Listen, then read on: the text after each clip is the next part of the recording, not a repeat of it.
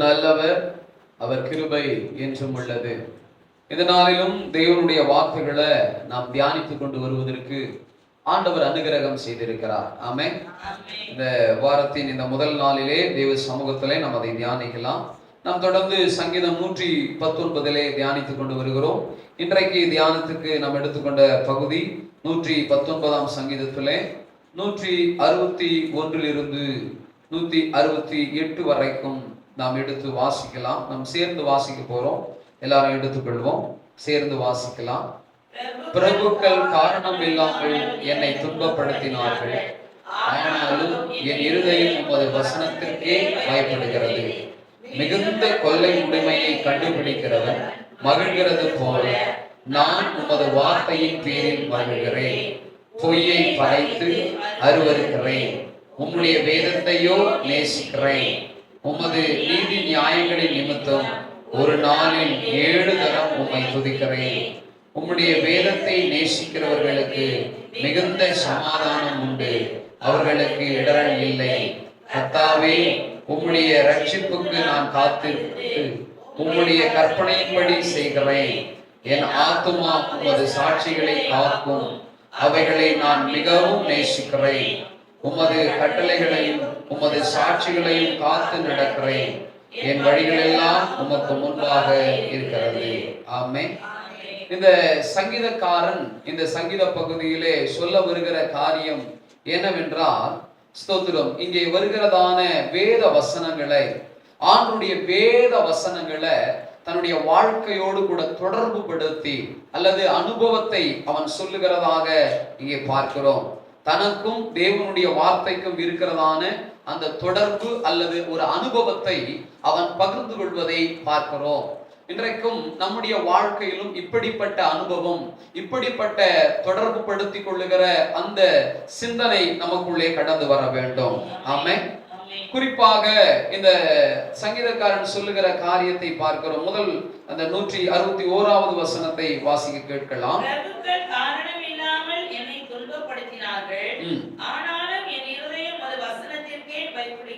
ஆமென். ஆமென் சொல்ல மாட்டீங்களா? இங்கே அவனுக்கு இருந்த ஒரு சூழ்நிலையை அவன் இங்கே காண்பிக்கிறான். என்ன சூழ்நிலைனா, இவனுக்கு விரோதமாக பிரபுக்கள், ராஜாக்கள், அதிகாரத்துல உள்ளவர்கள் எல்லாம் இவனுக்கு விரோதமா வந்து துன்பப்படுத்துறாங்க. எப்படிப்பட்ட துன்பமா? காரணமே இல்லாம. காரணம் இருந்தா கூட சில வேளைகள்ல நம்ம அதை என்ன செய்யலாம்? பொறுத்து கொள்ளலாம், சகித்து கொள்ளலாம், அதற்காக அந்த தண்டனையை கூட ஏற்றுக்கொள்ளலாம். ஆனா இங்க காரணமே இல்லாம ஸ்தோத்திரம் அநேக மனிதர்கள் இவனுக்கு விரோதமாக எழுப்புகிறதை பார்க்க முடிகிறது. ஒருவேளை இந்த சங்கீதத்தை சங்கீதக்காரனாகிய தாவீது எழுதியிருப்பார் என்றால் நான் இதை இப்படி பார்க்கிறேன். ஸ்தோத்திரம், அவனுக்கு விரோதமாக சவுல் ராஜா எழுப்பி வந்தான், அவனை கொல்லும்படியாக, அவனை அழிக்கும்படியாக கடந்து வருகிறான். ஆனாலும் பாருங்க, ராஜாவுக்கு அல்ல, அவன் தேவனுக்கே பயந்தவனாயிருந்தான். இன்னைக்கு நம்மள அநேகரை நெருக்குகிறார்கள் என்று பயப்படுவதை விட நாம் தேவனுக்கு பயப்படுகிற பயம்தான் நம்மை சரியான பாதையிலே கொண்டு செல்லும். இன்னைக்கு மனிதர்களுக்கு ஒருவேளை பயப்படுவார்களானால் 2 காரியம் செய்வாங்க. ஒன்று, அவனை எதிர்த்து போராடி அவனை அழிக்க வேண்டும் என்று நினைப்பாங்க. இல்லை என்றால் தன்னுடைய வாழ்க்கையை மாய்த்து கொள்ள வேண்டும் என்று நினைப்பாங்க. ஆனா இங்கே இந்த சங்கீதக்காரன் மனிதர்களுக்கு அல்ல, அதிகாரத்தில் உள்ளவர்களுக்கு அல்ல, துன்மார்களுக்கு அல்ல, தேவனுக்கே அதிகமாக பயந்தான். தாவீது கூட சொல்றாரு இல்லைங்களா? ஸ்தோத்திரம், தேவனால் அபிஷேகம் பண்ணப்பட்ட மனுஷன் மேல நான் கை போட மாட்டேன். அப்போ பாருங்க, அவனை குறித்து பயம் அல்ல, ஆனால் ஆண்டவரை குறித்ததான ஒரு பயம் அவனுக்குள்ள எப்போதும் இருந்தது. நமக்குள்ள அப்படிதான் இருக்கணும். ஆண்டவருக்குள்ளான ஒரு பயம், ஆண்டவர் நம்மை பார்த்து கொண்டிருக்கிறார் என்ற பயம் நமக்கு வேண்டும். அப்போ இந்த வேத வசனத்திற்கே நான் என்ன செய்யறேன்? பயப்படுறேன். அப்போ வேத வசனத்துக்கு பயப்படுகிறவர்கள், நமக்கு எல்லாருக்கும் நீதிமொழிகள் வசனம் தெரியும். சோ கர்த்தருக்கு பயப்படுகிற பயம் என்ன செய்கிறது? தீமையை விட்டு விலக செய்கிறது. கர்த்தருக்கு பயப்படுகிற பயம் ஞானத்தை கொடுக்கிறது. சோ கர்த்தருக்கு பயப்படுகிற பயம் சரியான வழியிலே நடப்பதற்கு நமக்கு ஏதுவாய் இருக்கிறது. ஆக இந்த வேத வசனங்கள் எல்லாம் அவன் வாழ்க்கையில ஒரு பயத்தை ஏற்படுத்துகிறது. அந்த பயம் அவனை நல்ல பாதையில நடத்துகிறது. ஆமென். சோ அதுதான் ரொம்ப முக்கியம். பாருங்க, சில நேரத்துல நமக்கு வருகிற பயங்கள் சரியானதை செய்ய வைக்கும். சாதாரணமாவே பார்த்துக்கிடுங்களேன், ஒரு பெரிய கூட்டத்துல பேசணும் அல்லது ஒரு சமையல் சமைக்கணும்னாலே ஒரு பயம் வந்துருச்சுனாலே ஒரு சரியான ப்ரிப்பேர் பண்ணிக்கணும். நம்ம ஒழுங்கா அதை செய்யணும், ஸோ கவனமா செய்யணும். அது போல பாருங்க, இவனுக்கு வந்த அந்த பயம் இந்த வேத வசனத்தை குறித்ததான ஒரு பயம். ஆண்டவனை விசாரிக்கிறவராய் இருக்கிறார், ஆண்டவர் நியாயம் தீர்க்கிறவராய் இருக்கிறார், ஆண்டவர் கணக்கு கேட்கிறவராய் இருக்கிறார். இப்படி சில வசனங்களை நாம் வாசிக்கும் பொழுது நமக்குள்ளே ஒரு பயம் வந்து அந்த பயத்தின் நிமித்தமாய் சரியான வாழ்க்கை முறையை நாம் வாழ்கிறவர்களாக இருக்க வேண்டும். ஆமென். கர்த்தருடைய நாமம் மகிமைப்படட்டும். அதே சங்கீதத்தில் 120 வாசிங்க. 120. உமக்கு பயப்படும் பயத்தால் என் உடம்பு சிலிர்க்கிறது. பயப்படுகிறேன். உம்முடைய நியாய தீர்ப்புகளுக்கு. எதுக்குங்க? நியாய தீர்ப்பு. சோ ஆண்டவர் ஒரு நாள் நம்மை நியாயம் தீர்க்க போகிறார். இந்த உள் உணர்வு ஒவ்வொரு விசுவாசிகளுக்கும் நிச்சயமா எப்போதும் இருக்க வேண்டும். சாகிற வரைக்கும் இருக்கணும். சோ அப்பதான் நம்ம சரியான பாதையில நடக்க முடியும். இந்த வேத வசனத்திற்கு நான் பயப்படுகிறேன். அந்த வேத வசனத்துக்கு பயப்படுவதனால நான் சரியான பாதையில நடக்க கர்த்தர் எனக்கு உதவி செய்கிறார் என்பதை அவன் உணர்கிறான். இரண்டாவதாக 162வது வசனத்தை வாசிக்கலாம்.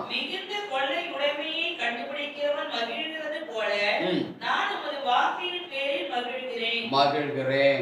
பாருங்க, இந்த வார்த்தை பயத்தை மட்டும் ஏற்படுத்துகிறது அல்ல, அவன் வாழ்க்கையில எப்படி தொடர்பு படுத்துகிறான். இந்த வார்த்தை எனக்கு பெரிய கொள்ளை பொருளை பார்த்தது போல, கண்டுபிடிச்சது போல ஒரு பெரிய சந்தோஷத்தை ஏற்படுத்துகிறது. ஆமென். சில வேளைகளிலே கண்ணீரோடு போராட்டத்தோடு நம்ம வேதத்தை எடுத்து புரட்டி படிக்கும் பொழுது சில வார்த்தைகள் நமக்கு நேராய் கடந்து வரும். பாருங்க, ஒரு பெரிய சந்தோஷம் நம்ம இருதயத்துல உண்டாகும்.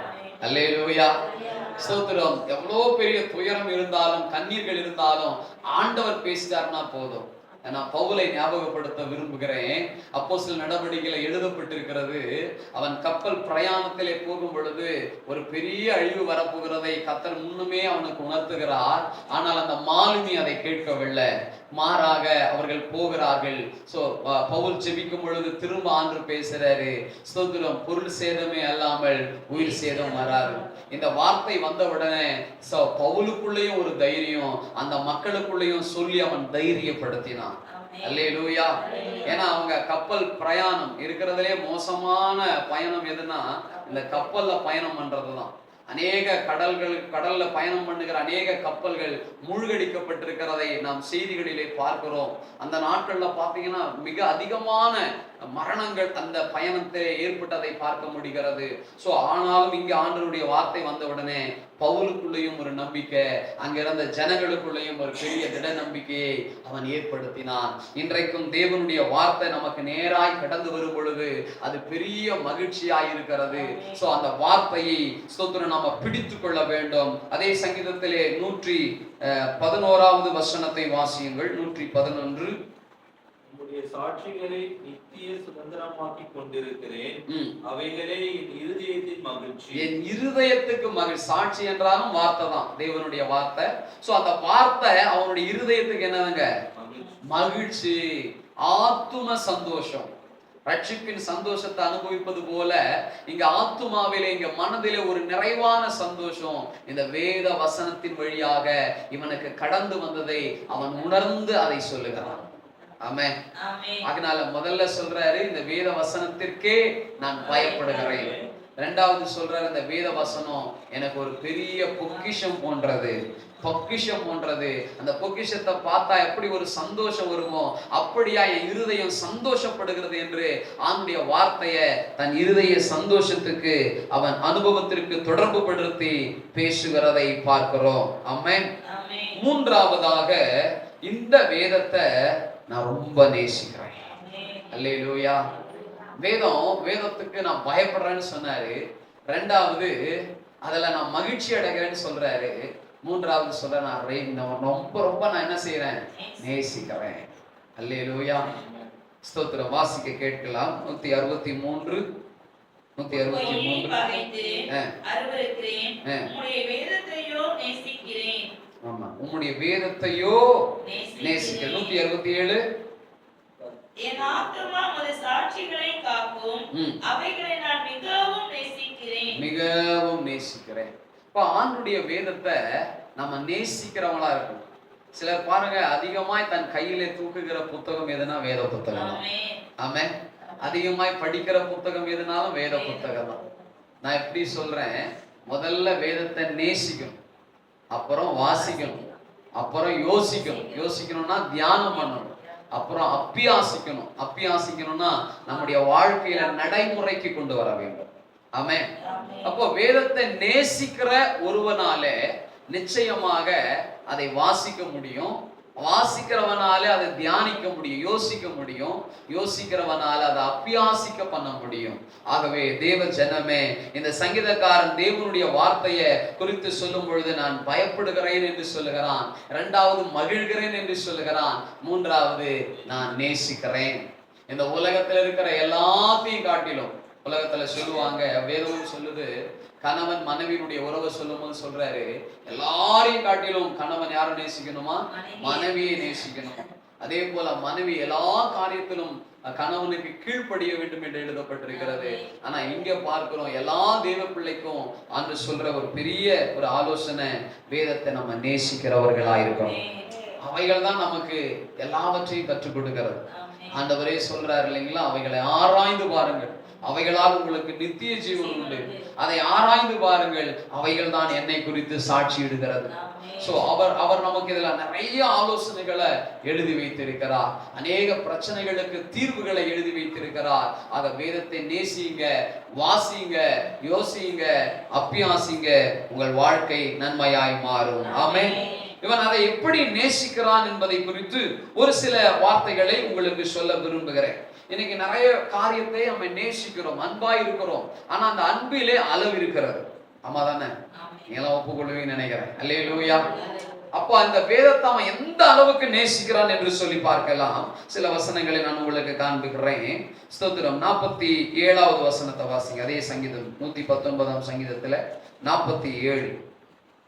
நான் பிரியப்படுகிற உமது கற்பனைகளின் பேரில் மனமகிழ்ச்சியாய் இருப்பேன். பாருங்க, ஆண்டவருடைய வேத வசனத்தின் மேல அவன் மன மகிழ்ச்சியா இருக்கிறான். சிலர் சொல்றாங்க, பைபிளை படிக்கும் போது தூக்கம் தாங்க வருது. அல்லேலூயா.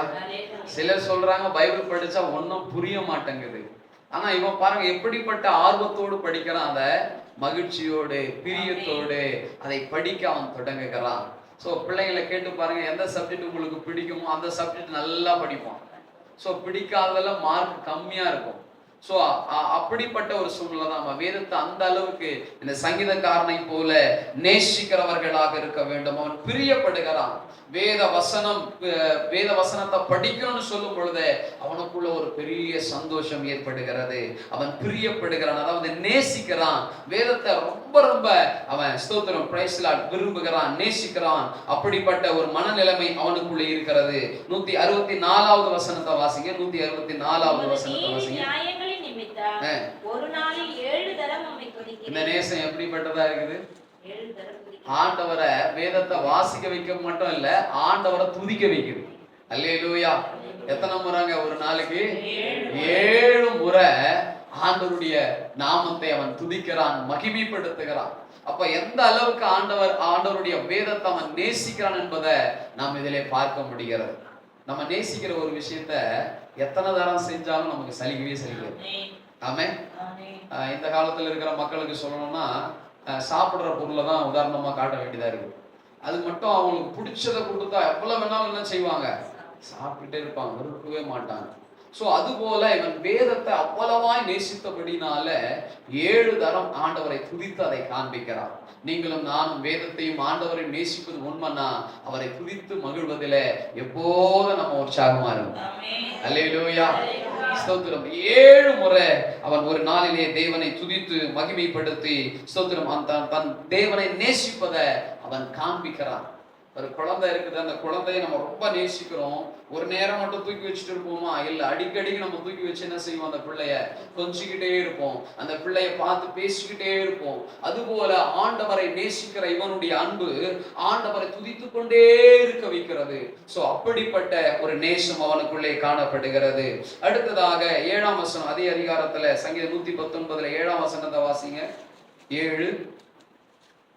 உம்முடைய நீதி நியாயங்களை நான் கற்றுக்கொள்ளும் போது செம்மையான இருதயத்தால் உம்மை துதிப்பேன். செம்மையான இருதயத்தினால உம்மை துதிப்பேன். ஆண்டவரை ஸ்தோத்திரம் துதிக்கிறதோடு மட்டும் இல்ல, சுத்த மனசோடு விட ஸ்தோத்திரம். பாருங்க, ஆண்டவருக்கு உண்மையா நேசிக்கிறவங்க தங்களை அர்ப்பணிச்சு சுத்த மனதோடு கூட ஆண்டவரை ஆராதிக்கிறவர்களாக இருக்கிறாங்க.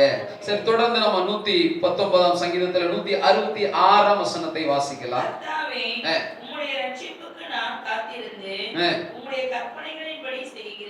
ஆமென், அல்லேலூயா. கற்பனையின்படி செய்கிறேன் என்றால் கீழ்ப்படுகிறேன் அர்த்தம். சோ முதல்ல பாருங்க, ஆண்டவரை நேசித்ததுனால வேதத்தை வாசிக்கிறாரு. வாசிக்கிறது மட்டும் இல்ல, ஆண்டவரை நேசித்ததுனால 7 முறை ஒரு நாளில் என்ன செய்யறாரு? ஆண்டவரை துதிக்கிறாரு. தூய மனதோடு கூட, நேர்மையான உள்ளத்தோடு கூட, நீதியாக ஆண்டவரை துதிக்கிறாரு. இங்கே சொல்லப்படுது, ஆண்டவரை நேசிக்கிறபடினால அப்படியே அவருக்கு கீழ்ப்படுகிறார். நம்ம யாருன்னா நேசிச்சோம்னா அவன் சொல்றதெல்லாம் அப்படியே கண்மூடித்தனமா என்ன செய்வோம் பாருங்க. சோ மனுஷங்க ஒருவேளை தவறானதை போதிக்கலாம், ஆனா நம்முடைய ஆண்டவர் ஒரு நாளும் தவறானதை போதிக்கவே மாட்டார். ஆமென். நம்ம ஆண்டவருக்கு நம்ம என்ன செய்யலாம்? அவர் சொல்ற அத்தனைக்கும் அப்படியே நம்ம கீழ்ப்படியலாம். நிச்சயமாக அவர் நன்மையானதை நமக்கு சொல்லிக் கொடுக்கிறார். அவருக்கு கீழ்ப்படியும் பொழுது நாம் நிச்சயமாக ஆசீர்வதிக்கப்படுகிறோம். அல்லேலூயா, ஸ்தோத்திரம். அதோடு கூட அவர் நிறுத்தல. 168ஆம் வசனத்துல வாசிங்க. உமது கட்டளைகளையும் உமது சாட்சிகளையும் காத்து நடக்கிறேன், என் வழிகள் எல்லாம் உமக்கு முன்பாக இருக்கிறது. ஆமென். அவருடைய கட்டளைகளை, அவருடைய வார்த்தைகளை காத்து நடக்கிறேன். வசனத்தை காத்து கொள்வது, பத்திரப்படுத்துவது, நமக்குள்ள வைத்து அதை கடைபிடிப்பது, கீழ்ப்படிந்து என்ன செய்யணும்? செயல்படும். சில நேரங்களிலே நாம் கீழ்ப்படிந்து விடுகிறோம், ஆனால் செயல்படுத்த மாட்டேங்கிறோம். ஒரு வார்த்தை கடந்து உடனே ஆண்டவரே செய்யற ஆண்டவரை, கீழ்ப்படுகிற ஆண்டவரை நம்ம ஒப்பு கொடுத்துறோம், சொல்லிடுறோம், ஆனா செய்கிறோமா? சிலர் இருக்கிறாங்க, அந்த சமயத்துல செய்வாங்க, இன்னொரு நேரம் அதே சூழ்நிலை வந்தாக்கா கீழ்ப்படியாதபடிக்கு கடந்து போகிறார்கள். இல்ல, நம்ம எப்பவுமே அந்த வசனங்களை, அந்த ஆலோசனைகளை நமக்குள்ள காத்து கொண்டவர்களாக, எப்ப அந்த சூழ்நிலை வந்தாலும் இந்த வசனத்துக்கு எப்பவுமே நம்ம கீழ்ப்படுகிறவர்களாக, கடைபிடிக்கிறவர்களாக, காத்து கொள்ளுகிறவர்களாக, அதன்படி நடக்கிறவர்களாக இருக்க வேண்டியது அவசியமா இருக்கிறது. அல்லேலூயா. நம்ம எது வரைக்கும் கத்துக்கிட்டோமோ, ஆண்டவர்கிட்ட எது வரைக்கும் புரிஞ்சுக்கிட்டோமோ, அதை நம்ம எப்போதும் கடைபிடிக்கிறவங்களாவே இருக்கும். ஒரு சில காரியங்கள் நடப்பதற்கென்று மாத்திரம் கடைபிடிச்சுட்டு அது முடிஞ்சதுக்கு அப்புறம் அந்த வசனங்களை மறக்கிறவர்களாக, அந்த ஆலோசனைகளை மறக்கிறவர்களாக இருக்கக்கூடாது. எப்போதும் கடைபிடிக்கணும்.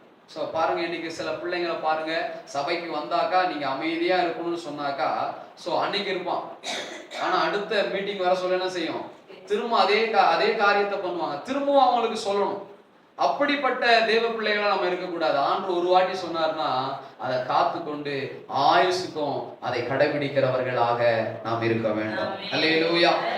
சரி, இப்படி ஆண்டவருடைய வேதத்தை நேசிக்கிறதுனால இந்த சங்கீதக்காரனுக்கு என்ன கிடைச்சது, நமக்கு என்ன கிடைக்க போகுது, இதை மட்டும் சொல்லி நான் நிறைவு செய்ய விரும்புகிறேன்.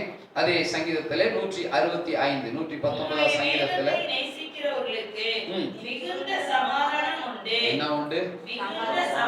முதல்ல சமாதானம் உண்டு. அடுத்தது அவர்களுக்கு இடரல் இல்லை. 163 பொய்யை பகைத்து அருவருக்கிறேன், உம்முடைய வேதத்தையோ நேசிக்கிறேன். ஆமென், அல்லேலூயா.